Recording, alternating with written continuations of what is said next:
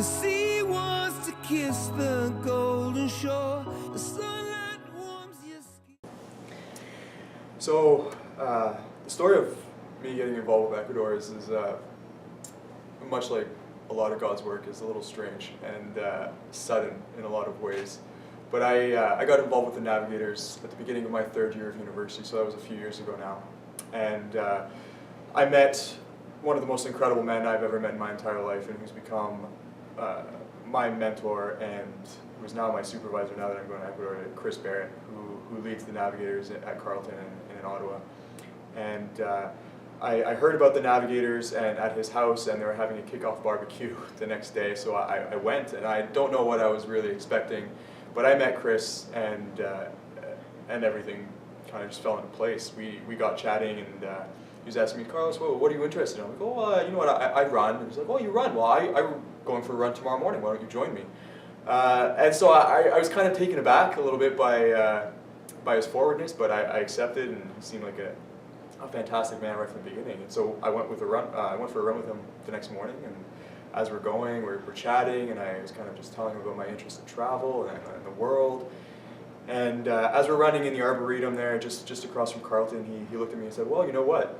The Navigators has a trip that they send to Ecuador every February, and I really think you should think about signing up. And I remember thinking to myself, man, I've known you for a day.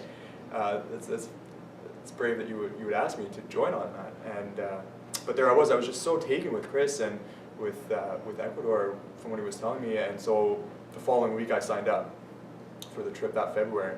And so I went, and that was my first experience in Ecuador. South America had never really been on my radar per se. I'd always wanted to do work internationally and abroad. But I went to Ecuador, and I met the people of Onzole, and I met the Canadians involved in the work there, and God just did a miracle in my life, I think, and He just filled me with such a deep love for that country and for that place and for those people, and so I went again the following February, which is just this past February, and that's when I made the decision that, you know what, no, I think about this constantly, every day.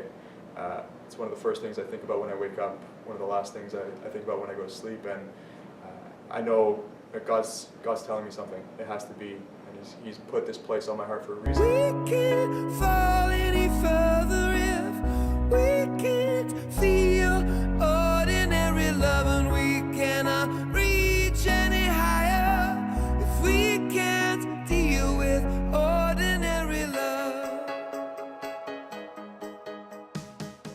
I find there's very few clear signs from God that I've received in my life that I can undeniably say, this is God speaking to me, and that was one of them. And I did not want to miss the call. I didn't want to be at home 5 years down the road and say, you know what, I blew it. God gave me this opportunity and I didn't take it. So I told myself, no, this is going to happen. And so a few months later, here we are, and getting ready to leave and just take this relationship to the next level, and hopefully it becomes a long-term commitment, and I really hope it does, and I hope the people of Onzole can accept me as a person, and we can foster these deep relationships, and yeah, so I feel so blessed that this has been my calling. I had always envisioned my work taking me to Africa, where I was born. I was born in Zimbabwe, and so my plan had always been to work in Africa after school. But God blindsides you sometimes, and so that changed. But as is God's way, He kind of finds a way of bringing everything together. And so this community that I'll be working in is from Africa.